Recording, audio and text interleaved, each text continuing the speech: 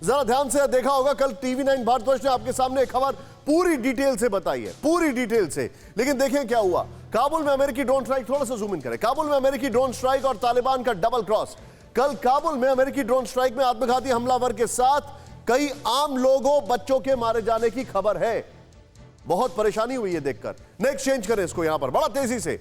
मारे गए आम लोगों में 2 अफगान फौजी थे जिन्होंने अंद्राब में तालिबान को चुनौती दी थी।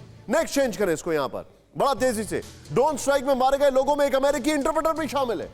विशेषज्ञों ने अमेरिकी ड्रोन स्ट्राइक में तालिबान के डबल क्रॉस को लेकर शक जाहिर किया है। मैं चाहूंगा इस वॉल ग्राफिक्स और शॉट्स के साथ सीधे आए जनरल शशि अहसान असर के पास। सर, कितना इंटरेस्टिंग है। मुझे तो ये बॉलीवुड की स्क्रिप्ट लगती है। क्यों?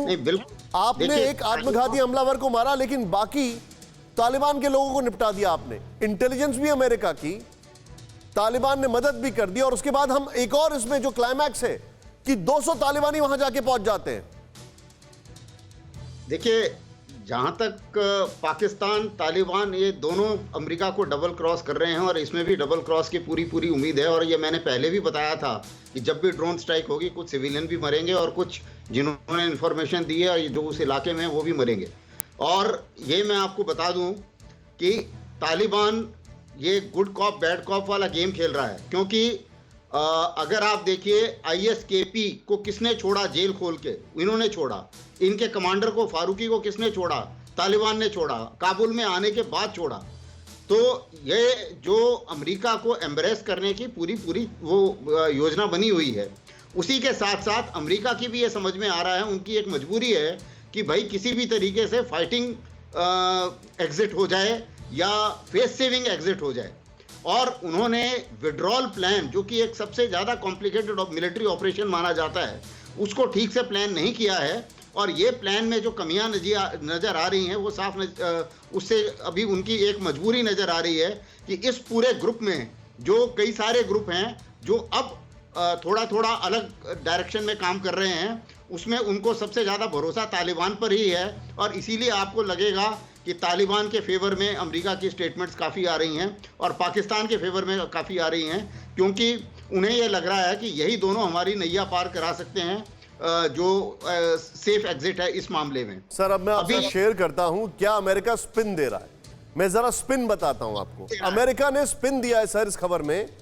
शशि सर, आप सुन के हैरान होंगे कि हमने एक आत्मघाती हमलावर पर अटैक किया, गाड़ी में उसके पूरा असला भरा हुआ था, और वो जो असला फूटा उससे एक और धमाका हुआ और उससे सिविलियंस की मौत हुई। स्पिन देखिए आप जरा इनका। स्पिन डॉक्टर्स हैं ये।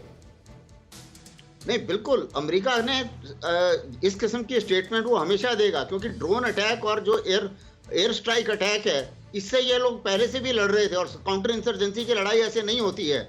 दूसरी चीज ये ध्यान देने वाली बात है कि अमेरिका को क्यों भागना भी पड़ेगा इन इलाकों से। कारण ये है कि जब भी एक सिविलियन मरता है तो कम से कम बहुत लोगों का एक तो नजरिया बदल जाता है, अमेरिका के अगेंस्ट हो जाता है, और दूसरा क्या है कि कम से कम 2-3 टेररिस्ट और पैदा हो जाते हैं।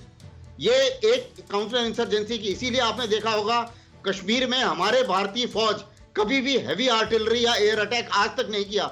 इतने सालों से हम लोग लड़े जा रहे हैं, लेकिन कभी ऐसा कार्रवाई नहीं की, क्योंकि हमें पता है कि इसका इंप्लीकेशन क्या होता है, जो कि अमेरिका इस बात को नहीं समझ पाया। आप जो बता रहे हैं, विष्णु सर के पास मैं घूम फिर के आऊंगा। विष्णु सर, थोड़ी देर पहले आपने इंटेलिजेंस की बात की थी। मेरे 2 सवाल हैं आपसे। पहला, अगर इनकी इंटेलिजेंस इतनी अच्छी थी तो आज सुबह काबुल के धमाके कैसे हो गए? अगर अमेरिकन इंटेलिजेंस इतनी अच्छी थी तो आज धमाके कैसे हो गए? It means you failed.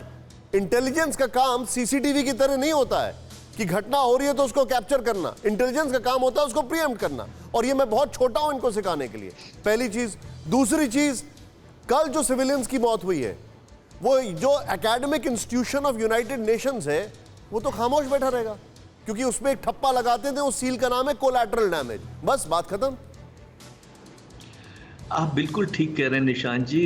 देखिए, एक हकीकत तो ये है कि इंटेलिजेंस के लिए ह्यूमन इंट की ना ज़रूरत होती है बहुत ज़्यादा, और ख़ास तौर पे एक ट्राइबल सोसाइटी जो है अफ़गानिस्तान, वहाँ ह्यूमन इंट की बहुत ज़रूरत है। ह्यूमन इंट अमेरिका के पास है नहीं, क्योंकि ये कहते हैं कि हम आकाश में बैठ के और काम करेंगे, वैसे नहीं होता है। और दूसरा ये कि अगर आपके पास ग्राउंड इंटेलिजेंस नहीं है और आपका एपिसोडिक है। अब जिस तरह से इन्होंने अफगानी नागरिक जो अमेरिका की मदद करते थे उनसे हाथ धो लिया, किसी को निकाला किसी को नहीं निकाला, और बिल बर्न्स जो CIA के चीफ हैं वो आके बायोमेट्रिक डेटा पूरे के पूरे अफगानी नागरिकों का जिन्होंने अमेरिका के साथ सहयोग किया है वो अपने दोस्त तालिबान को दे दिया, तो उसके बाद क्या बचेगा? आपको बताएं कि किस तरह की इंटेलिजेंस होगी। तो अब आपकी है कि आप क्या दिखाना चाहते हैं, और आप कोई ना कोई ऐसी वारदात करते रहेंगे, आप अपने लोगों को अमेरिका में समझाते रहेंगे कि हमने छोड़ के नहीं गए हैं, पर यह हकीकत है कि ये सिर्फ एक विकासशील देशों में ऐसा कर सकते हैं कि एयरपोर्ट पे 100 नागरिक हों और आप जहाज चला दें, और कहीं नहीं हो सकता। जो अमेरिका कर रहा है शायद ठीक नहीं कर रहा है, शायद इनको कीमत चुकानी पड़ेगी, और जो 20 साल की मेहनत है शायद बर्बाद हो रही है। फिक्र आपकी, सोमवार से शुक्रवार रात 9 बजे सिर्फ TV9 भारतवर्ष पर।